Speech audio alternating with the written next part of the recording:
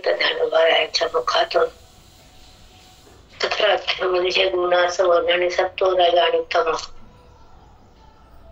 या 3 गुणाचा जेव्हा बुद्धीवर आविर्भाव पगडा तयार होतो, तर तो जीव गुणामध्ये भरकटल्या जातो.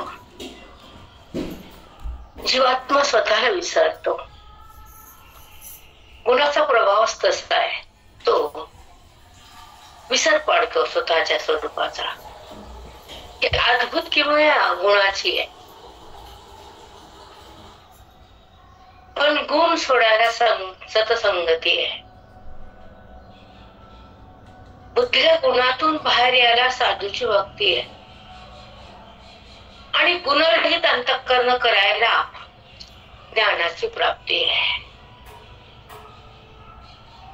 जेव्हा अंतःकरणात ज्ञान प्राप्त होतं ना, श्रवण भक्ती लाभल्या जाते. संत आणि साधक, वेद आणि बोध, बुद्धी आणि भगवंत एकत्र येण्याचं माध्यम सत्संग.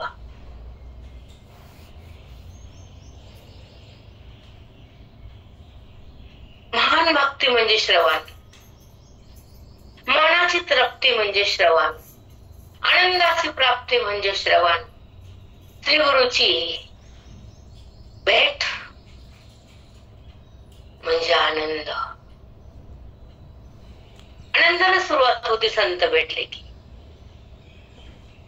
आनंद मिळतो ग्रंथ कळाले की, आनंद हृदयात थांबतो मोक्ष मिळाला की, चित्त आनंदरूप होत वेलाकडे गेला की, हृदय जगताकडे जाणं बुद्धीने वेगळं आणि भगवंताकडे जाणं वेगळं आणि अज्ञान समाप्त करणं वेगळं, देहभावाला टाकणं वेगळं, आत्मरंगात रंगणं वेगळं, स्वरूपाचं भान वेगळं, आत्मस्थिती भोगणं वेगळं, मी कोण कळणं वेगळं, सगळं वेगळं वेगळं वेगळं.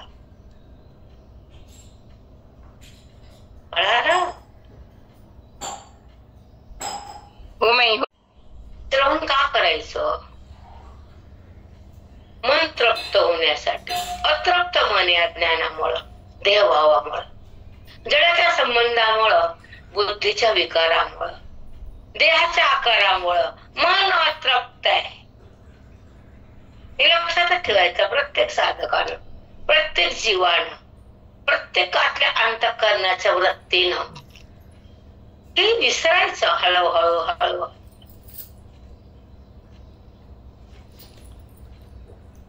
आणि त्या भगवंताला जाणायचं आणि अंतिम टप्प्याला भगवंत बनायचं, त्या ठिकाणी रमायचं, त्या पदावर जगायचं आणि सोहम मध्ये थांबायचं.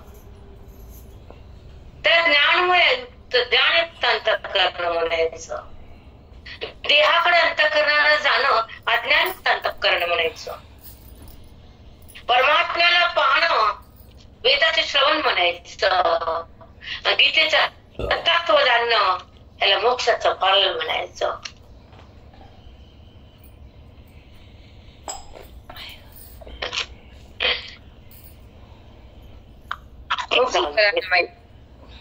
खूप छान.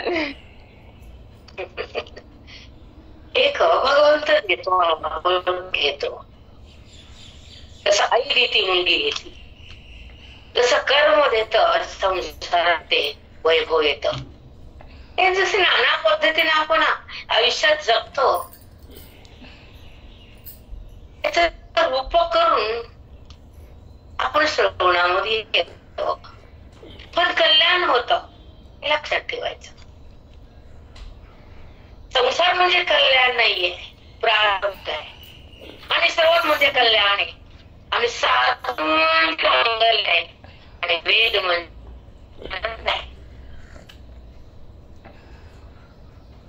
टप्पे लक्षात ठेवा. आनंद कुठे मिळतो? वेदाकडे. कल्याण कुठे होतं? साधूकडे. मी कोण होता? वेदाकडे. आणि भगवंताचं ज्ञान होत संतांकडे. देहबुद्धीचे नाश होत आणि मन आत्मप्रकाशात येत. तेव्हा त्याचं कल्याण होत, आनंदाचं भान होत आणि दुःखाचं ध्यान जात. त्याला श्रवण येत. श्रवण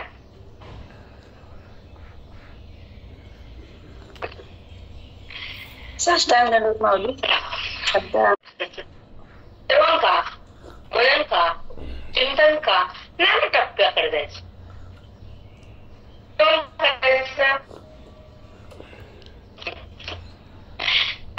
नंतर पाऊस काय चित्रकडे येऊ.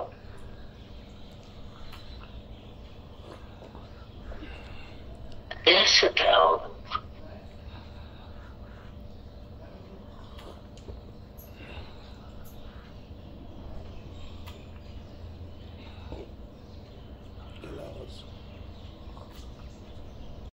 बरं आहे ना. काय सांगितलं की तमोगुण कसे खातात. एखादं लेकरू ताटात राडा करतं, चिखल करतं सगळं, आणि ते पुन्हा ती आई तेच खाते, त्याला आवडतं ते. हे तमोगुणी माणसाचं लक्षण आहे. गोतांबेल करी तेही बाळाची हातवरी, चिवडले जैसे राडी करी, का सवे बैसोनी नारी गोतांबेल करी. ऐसेने कशमळे जे खाय, ते तया सुख भोजन ऐसे होय, परी येणे न धाय पापिया तो. असं भोजन त्या आईला आवडतं, तो पापी आहे. तमोगुणी जेवण खातो आणि तमोगुणी माणसाला पापी म्हणले वेदामध्ये. मग चमत्कारो देखा निषेधाचा अंबोका, जया का सधोका कुद्रव्यासी. मग चमत्कार काय, निषेधाचा अंबोका. तो तमोगुणी निषेध असतो, त्याला विधीने वागायचं माहित नाही. बघा, निषेधाचा अंबोखा. आपल्या वाटतं आपण निषेधाने वागतो. तमोगुणी माणसाला वाटतं मी विधीचं वागते, बाबळीचं फुलच वाहते, पांढरच वाहते, असंच करते. तिसरा दिवसचा काय राडा करतात लोक. बघा, हे तमोगुणी निषेध म्हणले, निषेध म्हणले रे लोक, निषिद्ध लोक म्हणले त्याला, विधीने नाही. किती खराब आहे तमोगुण. त्याचा विटाळ न व्हावा. माणूस गुण टाकत नाही, घरातला विटाळ बघत बसते. हे तर करू नको, असं करू नको, मी बोलले, तू बोलले, मी असं वागते, ते पान आणायचं, ते ठेवायचं. पप्पा, आणि तमोगुणामध्ये सगळा विटाळच विटाळ ह्याच्या अंगाला तमाचा. मग सांगा, तमाच्या विटाळामध्ये विधी राहते का? त्याला निषेध मग म्हटले, नंतर वाचते ऐका. मग चमत्कारो देखा निषेधाचा अंबोका. मग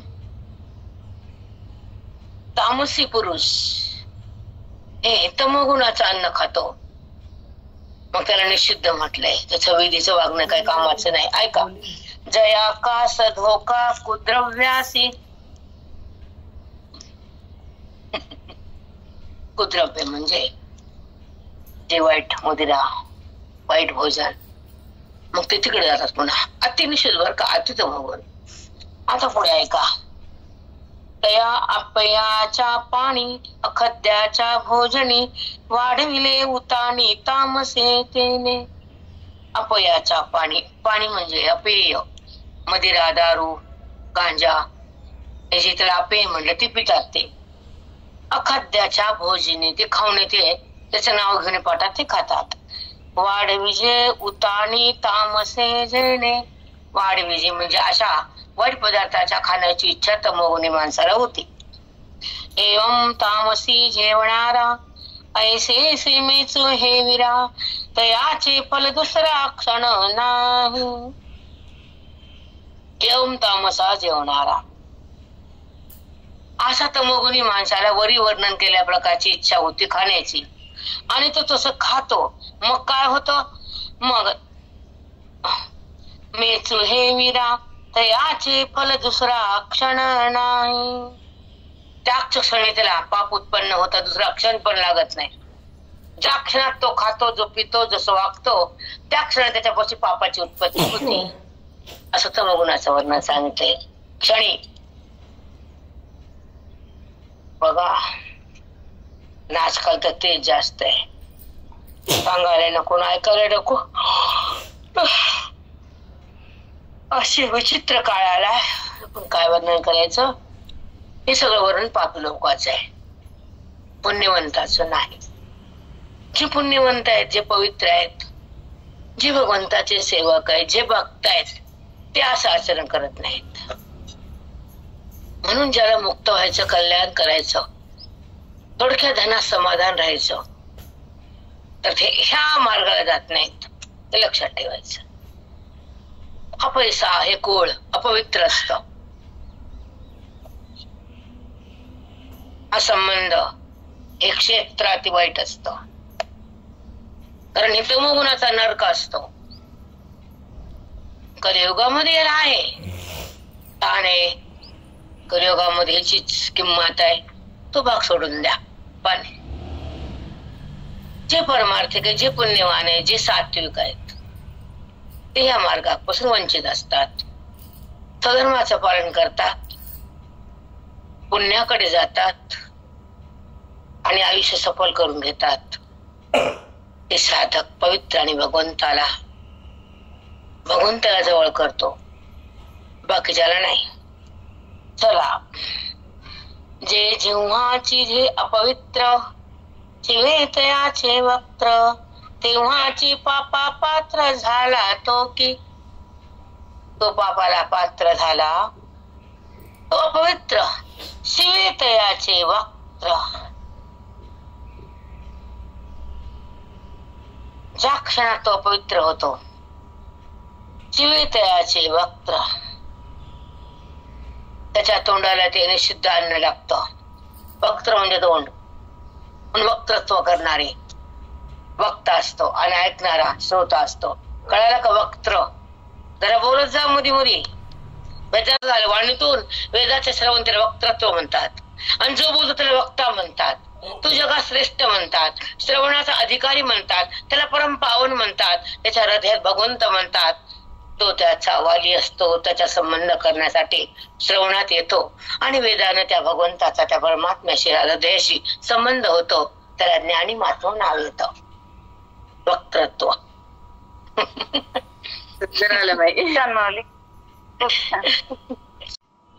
आपल्याला टाइम नसतो.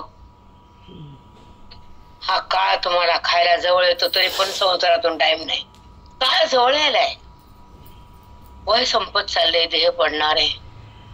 हे सगळं ते जे दिसणार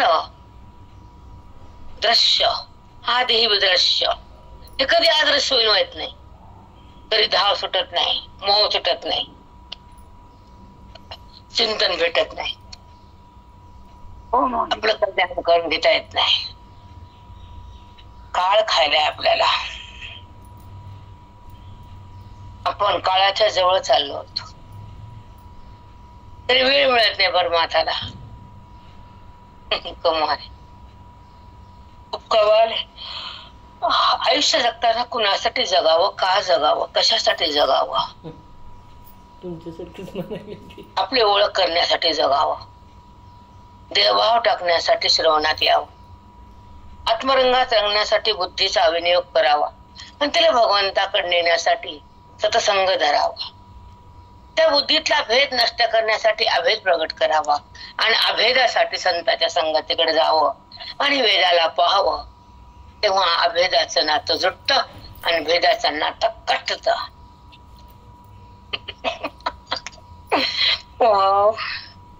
भेद आणि अभेदाचं फरक आहे. खूप बोलतायत, विषयांतर नको. बघू, जेव्हा जसा वेळ येईल, जशी वाणी बोलल, जो भगवंत सांगल, तसं आपण श्रवणामध्ये अवलोकन करतात तुम्ही, आणि बोलतो. वाणी बोलते आणि वाणी त्याच्या स्वाधीन असते. कारण श्रवणामध्ये सगळ्याचं अधिष्ठान असतं, सगळ्याला आमंत्रण असतं, सगळ्याला आमंत्रण असतं. आपण जेव्हा मंगल करतो, बजरंग बली की जय म्हणून शेवट करते मी, तेव्हा त्याची शक्ती तयार होते. कारण ते रामाचे भक्त आहेत, राम परब्रह्म आहे. त्याच्या रामाचं वर्णन म्हणून तो वाणीतून त्या शक्तीला प्रगट करतो. आदिमायाची शक्ती सरस्वती वाणी देते. व्यासपीठ व्यासांचा असतो, ज्ञान भक्ती ओवीत असते आणि ज्ञानाभोवती जी सिद्धी असते आणि गुरुचा प्रसाद असतो, त्या ठिकाणी मोक्षाचा आशीर्वाद असतो, सत्संगाचा आविष्कार असतो आणि भगवंताचा स्पर्श असतो. अनर्थाचा तिथं अनर्थ निवृत्त असतो, कारण देहभाव हा वेदानं अनर्थ ठरलेला असतो. स्वार्थ म्हणजे परमेश्वराला बुद्धीनं एक होणं हा स्वार्थ आहे, प्रत्येक बुद्धीचा श्रेष्ठ आहे. तुम्ही स्वतःला पाहावं हे बुद्धीला कळावं, तुम्ही देहाकडे जावं हे समाप्त व्हावं, देहभावातून यावं, विवेकाकडे जावं, विवेकातून बाहेर यावं आणि विवेकाच्या संपत्तीतून ज्ञानमय हृदय व्हावं.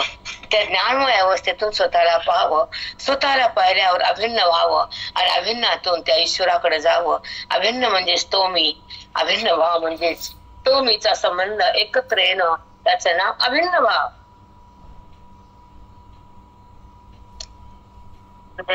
बुद्धीनं भिन्न होणं, वेगळं होणं, अलग होणं. अलग बुद्धी ती भगवंतानं अलग होती आणि ते माहित नसतं. अलग होणं आणि एक होणं, बुद्धीनं भगवंताहून अलग होणं हे भेद आहे आणि बुद्धीनं भगवंताला जाणणं हा अभेद आहे आणि जाणण्यासाठी वेद आहे आणि अलग होण्यासाठी अविद्या आहे आणि एक होण्यासाठी ब्रह्मविद्या आहे. मग ब्रह्मविद्या बुद्धीत प्रवेश करती तर अभेदाला आमंत्रण देती आणि भेदाला सोडून देती, परमेश्वराकडे एक होती, तेव्हा ती आपल्या पदावर जाती. ते पद म्हणजे ब्रह्मपाद, अविनाशी पद, विनाशी पद. हे खूप छान म्हण, खूप छान. खूप सुंदर आहे. सुनंदाताई, आता वर्षावर आधी बाप कोमत होता, पुन्हा पोरगण, पुन्हा पोराचं पोरग, त्रिवेणी संगम. आधी बाप, पुन्हा मुलगा झाला, तो बापाच्या सोबत आला तर बापापेक्षा झेंडावर नेला, त्याचं पोरग त्याच्यापेक्षा वरी गेलं. मग आता बाप पोरगण ना तो, आता तिघाची संपत्ती आली तर घोरात कुठे ठेवा? तसं गुरु, गुरुचे गुरु आणि माझे साधक तिघ एकत्र आले, कुठे श्रवण ठेवा, कसं घ्याव, किती द्यायलेत आणि कसं सांभाळाव, कोणतं लॉकर कराव आणि किल्ली कशी ठेवाव, त्याला बोला. माऊली आज तेवढी घाई आहे, स्वयंपाक करून आले बाहेर. Y Y tie tie tie, वा रे वा, बोबाड बंधन काम चालू. काय ते बटनावर संसार सगळं, बटन, पाणी गरम करायला बटन, तंगपीठ काढा बटन, भाकर भाजायला बटन, सगळं बटन. हिची तोंडाला काय बटन लागत नाही बोलताना? आहे का बटन तुमच्या बायका तोंडाला? नाही माऊली, त्याला कोणतं बटन? टोई टोई काय लागतो? काय लागतं त्या कामाला? त्या खन खन धन धन मन एकाग्र केलं, नामस्मरण सुरू केलं, रोजचे काम हलवायच्या, वाटीन अर्धी वाटीन, पाव किलो 3 भाज्या.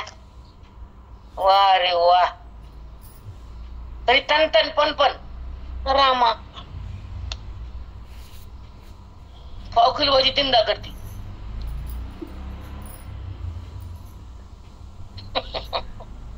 नमस्कारातल्या बायाला चला, संसार मग डोकं दुखी नसली दे, सगळं बटनाचा खेळ.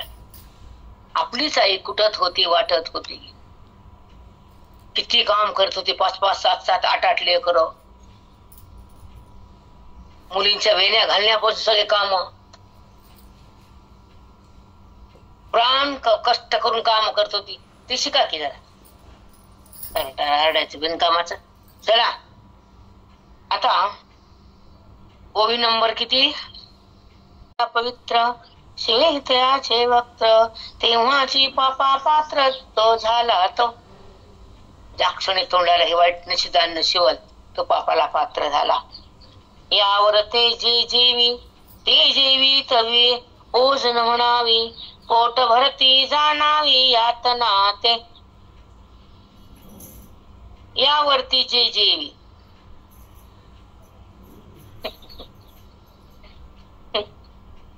तो जे खातो त्याला जेवण म्हणू नये. पोट भरती जाणावी यात नाही, हे पोट भरण्याची यातना म्हणजे खूप कष्ट आहे, पाप आहे खूप.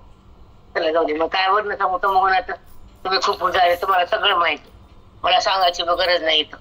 चला, शिरछेदे काय होय का आगी रिगता कैसे आहे, हे जाणावे काही पाहे पायी सातची असे. शिरछेदे काय होय, शिरछेद करताना काय त्रास होतो तर शिरछेद करताना त्या माणसाला कळतं. तसं अपवित्र माणसाला हे पाप कळतं, सत्वगुणाला कळत नाही, असं माऊली ज्ञानोबा म्हणतात. हे जाणावे काही पाहे परी सातची असे. हे पाहून कळत नाही, ते अनुभवावं लागतं. म्हणून तामसा अन्ना परी परिणाम गा सिनाळा, न सांगोची गा अर्जुना देव म्हणे. म्हणून तामसा अन्ना परिणाम गा सिनाना. तामसी लोकांच्या खाल्लेल्या अन्नाचा परिणाम ह्याच्यापेक्षा वेगळा मला सांगता येत नाही. न सांगोची गा अर्जुना देव म्हणते.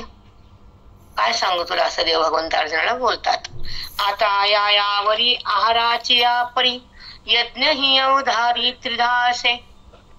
आता ऐक, जसं 3 प्रकारचे गुण आहेत, 3 प्रकारचा अन्न, 3 प्रकारचा स्वभाव आहे, तसे 3 प्रकारचा पण यज्ञ आहे. तो 3 प्रकारचा यज्ञ तुला मी सांगतो. 3 प्रकारचा आहार सांगितला, 3 प्रकारचे गुण सांगितले, 3 प्रकारचा आहाराहून स्वभाव सांगितला. आता 3 प्रकारचे तुला यज्ञ मी सांगतो, असं ते कृष्ण परमात्मा अर्जुनाशी बोलतात. आणि अर्जुन ऐकतो. 17 अध्यायाच्या मध्यम येतो आणि अर्जुनाची शक्ती वाढते, अधिकाराची युक्ती वाढते आणि हृदय पावन होतं, कारण त्याचं मन समाधान होतं. ते गीतेचे श्रवण असतं, समोर भगवंत बोलतात, अर्जुन ऐकतो. 17 अध्याय अर्ध्याच्या वरी चालतो. तेव्हा अर्जुन आणि श्रीकृष्णाचं अंतर कमी होतं. ते कसं कमी होतं ते 18व्या अध्यायाकडे सांगू तुम्हाला. चला पुढे चालू. आता यावरी आहाराच्या परी यज्ञ ही अवधारी त्रिधासे. 3 प्रकारचे यज्ञ ते तुला मी सांगतो. परीतीही माझी प्रथम सात्विक यज्ञाचे वर्म, ऐक पासु महिमा शिरोमणी. तुला 3 यज्ञापैकी सात्विक यज्ञाचं वर्म तुला मी सांगतो. सुशिरोमणी, माझा भक्त आहेस, सुमहिमयस, मला आवडतास, प्रियस. भगवंताला काही पण उपमा देतात, कारण तू लाडकाय. भगवंताचा कोण लाडकाय? अर्जुन. आपण तर कोणाचेच लाडके होत नाहीत, सांगा आहेत का? म्हणून त्याचा राहण्याचा काहीही उपयोग होत नाही.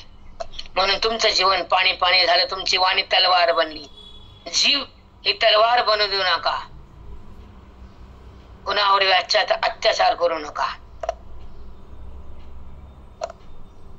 आणि अत्याचार पाहू नये सुद्धा, करू बी नये आणि पाहू नये, नाही पाहू नये.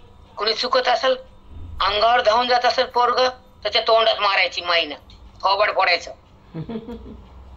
बोलू नको म्हणायचं माझ्यासमोर, असं घाणेरडं ओरडू नको म्हणायचं,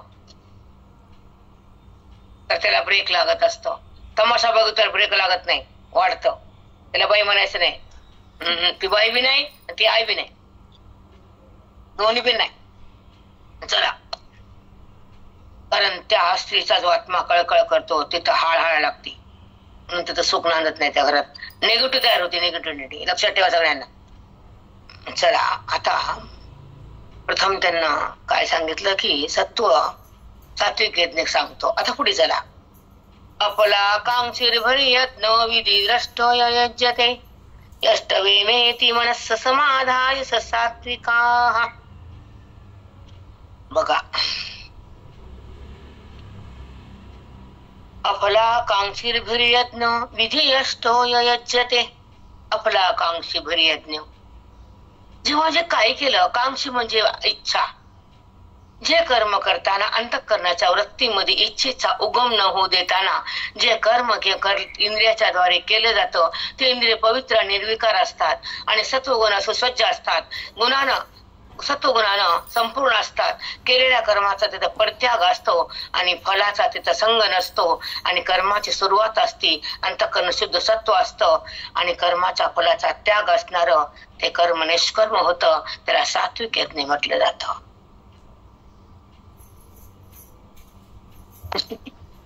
यज्ञ विधी रष्टो यज्यते.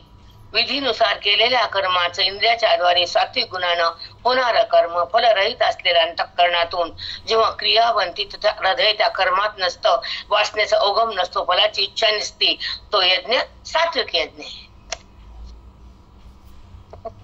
अवासनारहित फलाला सोडून सत्वगुणाच्या द्वारे जेव्हा अंतःकरणात वृत्तीच्या साह्याने इंद्रियाच्या द्वारे केलेलं कर्म जेव्हा बाजूला जातं, वृत्ती कर्मात नसती, भगवंतात असती, सत्वगुणात असती, कर्माचा संबंध नाही, फलाची इच्छा नाही, कर्म झाल्याशिवाय राहत नाही, ते कर्मामध्ये ती बुद्धी जात नाही. अपना कामशील फिर यज्ञ, इसको बोलतो गीता. बोट धरून भरून वाकडे व्हायला बोट, बुद्धी वाकडे, तोंड वाकडे, शब्द वाकडे. काय करेल गीता अशा वाकड्याला? जरा तरी सावध व्हा ना जाता जाता. जायचंय आता. बुकिंग झाली, बुकिंग नाही झाली बुकिंग? हा एक शब्द माहित नाही गीतेचा.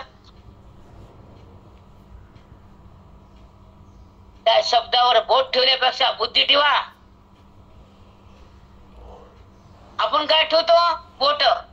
सांगा काय ठेवतो? तुला बोला. वेवेती मनस्समादाय सात्विकाः. कर्तव्य म्हणून केलेल्या कर्माचा व्यवहार जो अंतःकरणातून होतो, कर्म होतो, त्याला म्हणतात यष्टवेमेती मनस्समादाय सात्विकाः. हे समाधान असतं, सात्विकाचा व्यवहार असतो, तो सात्विक यज्ञ असतो. ह्या श्लोकाचा भावार्थ हे.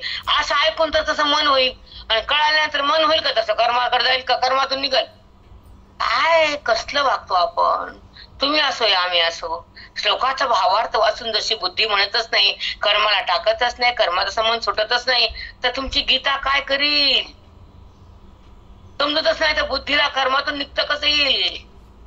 म्हणून श्रवण भक्ती आगाध काहीच कळत नाही, आमचं बोल झेपत नाही. मग येऊ नको, ऐकू नको, तिकडे जा. जे गोड तिकडे जाऊन बस, येऊ नको आमच्याकडे. कामाटा चला. तरी एक प्रयत्न सुंदर सांगितलं. एक प्रयत्न वाचोनी वाढोनी दी काम, जैसा कामनो धर्म पतिव्रतेचा. तरी एक प्रयत्नमा प्रिय असणाऱ्या अर्जुनाला एक सांगू तुला, असा सात्विक धर्म कसा असतो, सत्वगुणी माणूस कसा असतो. पतिव्रता पतीला सोडत नाही, तसा सत्वगुणाला सोडत नाही, कर्माकडे जात नाही, मी केलं म्हणत नाही, कर्माचा करता होत नाही, असा सात्विक यज्ञ असतो. असा प्रिय अर्जुना तुला मी सांगतो. अर्जुन ऐकतो.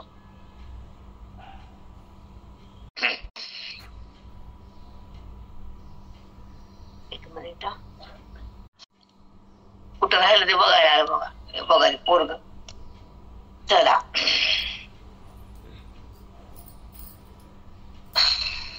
नाना सिंधू ते टाकोणी गंगा, पुढारा न करची गा, कात्मा देखून युगा वेद उठेला. नाना सिंधू ती ठाकोणी गंगा, पुढारा न करती रिगा. जेव्हा नाना गंगा समुद्राला मिळतात, त्यांचा प्रवाह वाहन थांबतो, तस अर्जुना कात्मा देखोनी उगा वेद उठेला. आत्मस्वरूपाचं वर्णन करताना आत्मा प्रगट झाला, वेदाची वाणी बंद पडली. आत्मस्वरूपाचं वर्णन करताना वेदानं सुद्धा वाणी बंद केली. जसं गंगा समुद्राला मिळाली, वाहन बंद झालं, तसं आत्मस्वरूपाचं वर्णन करताना वेदाची वाणी बंद झाली, पण गुरुची वाणी तिथून सुरू झाली.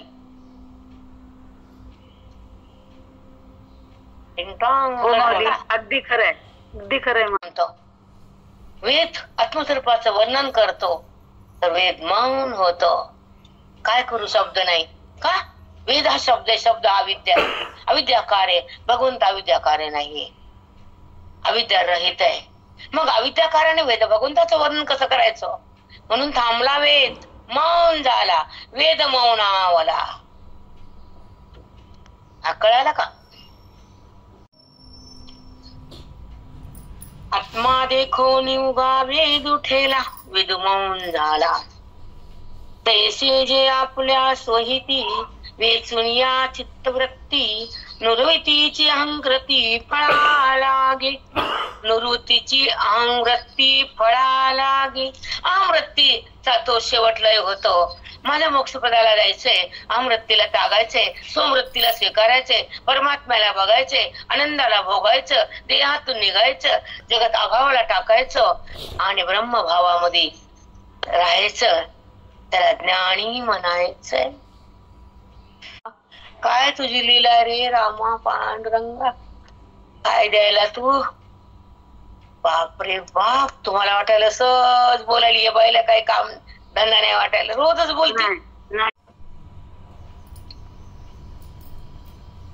तैसे जे आपल्या स्वहिती आत्मप्राप्ती करून घेण्यासाठी जे सोहित करून श्रवणामध्ये येतात आणि स्वरूपाला पाहण्यासाठी आयुष्याचं तपश्चर्या करतात, स्वहिती असतात ते. वेचून या चित्तवृत्ती, संपूर्ण चित्तवृत्ती विषयाकडनं, देहाकडनं, जगताकडनं, शब्दाकडनं फक्त त्या परमात्म्याकडे चित्तवृत्तीला झोकून देतात, ते माझे होतात. हे परमात्मा बोलतात, श्रीकृष्ण परमात्मा बोलतात. चित्तवृत्ती काय शब्द जाऊ दे. चला चला पुढे, तुम्हाला वाचून दाखवावं लागतं जरा मध्ये मध्ये, म्हणजे कळतं काय भरभर गेला म्हणजे. ज्ञानेश्वरी काय असते तुम्हाला झाक्या दाखवत. चला वाचत्या ते तुम्ही पुढे येता, समजते काय आहे ते झाक्या आणि पिक्या. चला माझी मी झाक्या सुरू करते. चला आगे. नको माऊली, आई नको. मुळा मागुते सरी नयेची जळ, जी आले का केवळ तयाच्याच अंगे.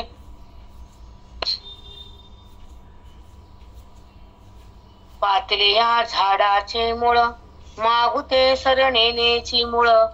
झाडाला घातलेलं पाणी झाडाच्या मुळापर्यंत पोहोचतं, ते बाहेर निघत नाही. जिराले का केवळ, ते झाडातला घातलेलं पाणी जिराला आणि मुळापर्यंत गेलं. जिराले का केवळ तयाचे नियंगी, मग ते परत येत नाही. तसं बुद्धी भगवंताकडे गुन्हा गेल्यावर ती देहाकडे परत येत नाही. झाडाला घातलेलं पाणी झिरत मुळाकडे जातं. वृत्ती मला जाणली की माझ्याकडे येते, पुन्हा परत येत नाही. पाणी पुन्हा वर येत नाही.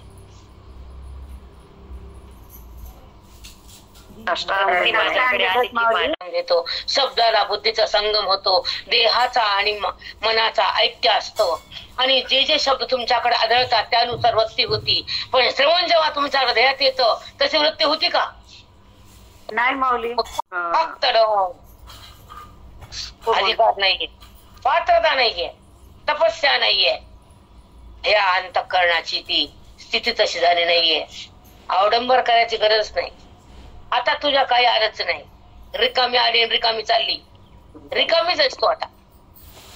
कारण श्रवणाला पात्र व्हावं, आपलं कल्याण व्हावं, आपल्या भूमिकेत जावं, स्वतःला पाहावं, देहावर का यावं, शब्दाला का धरावं, वासनेत का शिरावं, क्रोधाला का पकडावं. क्रोधाग्नी येतो, त्या क्रोधाच्या अग्नीला टाकणारी बाई श्रवणामध्ये उत्तम आहे. वेदाला धरणारी अंतःकरण अभेदासाठी उत्तम आहे. साधूची सेवा करणार हे देह अति पावन आहे. संसाराची सेवा कोणी करतो, पैसा तर कोणी कमवतो. आपल्याकडं असेच 1,00,000, 2,00,000, 5,00,000, 10,00,000 एफडी आरडी. ती बाई बेधुंद असते, मगर मस्त असते ती बाई. ती म्हणते मला काय कमी, मी कुणाला भेट नाही, कुणाच्या बापाला. बरं भिवू नकोस, नको भिवू तू. पण ते भौतिक सुख आहे, आत्मसुख आहे. त्याला बोला कन्नावार तर तू निडर बनतीस, आणि तुझ्याकडे ज्ञान येतं तर तू काय बनती. त्याला बोला आता भय नाही कळी काळाचे. तिला काळ येत नाही म्हणजे माझं ती लाजावं का माझावं. त्याला बोला असा अध्यात्माचा साठा असावा का त्या नोटाचा साठा. मग यमाचा वाटा तुला कशाला करते का गुरुर गुरुर. काय बायाकडे बघतो, काय काय नमुने भेटतेत मला, काही वाटत नाही. मस्त जीवन चाललंय, संपत आलंय, काय घेणं नाही घेणे. संसारात प्रभाव. मी किती हुशार आहे, तुझी हुशारी किती आहे क्षणभर आहे. कण बरे, ज्ञानाची हुशारी मन बरे, आणि तुझं ती हुशारी कण बरे. आता कण आणि मन सारखं आहे का? मन कळतं का नाही? मन बर, मन पायली 2 पायल्या 100 पायऱ्याचं मन कळतं काय? कुंटाल तेच कळते. टाटा, एक अभंग नाही, एक ओवी नाही, एक श्लोक नाही, तोंडातून गीता नाही, हातात अभंग नाही, रोज श्रवण नाही, भगवंताची प्राप्ती नाही, आयुष्याची तपश्चर्या नाही, श्रवण तर त्याच्या नानाला माहित नाही कशाचं श्रवण. रात्र दिवस सारवण, शेणाचं सारवण, संसार म्हणजे शेण सारवती ती, शेणाचं सारवण रोज सारवती, शेण संसार आवडतो ती जाते तिथंच बुद्धी. हो माऊली. सारवण आहे का श्रवण आहे? सारवणात शेण आहे का काय बघून ते मग ह्या बाया आहेत का नाही शेणात? हो माऊली.